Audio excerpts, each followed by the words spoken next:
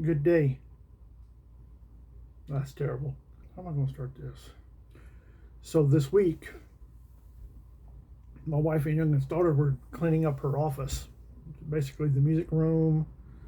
That's where she does her work. She's an author, and they found this, which is something I want to read and share.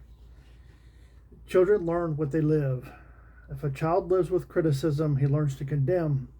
If a child lives with hostility, he learns to fight. If a child lives with ridicule, he learns to be shy. If a child lives with shame, he learns to feel guilty. If a child lives with tolerance, he learns to be patient. If a child lives with encouragement, he learns confidence. If a child lives with praise, he learns to appreciate. If a child lives with fairness, he learns justice.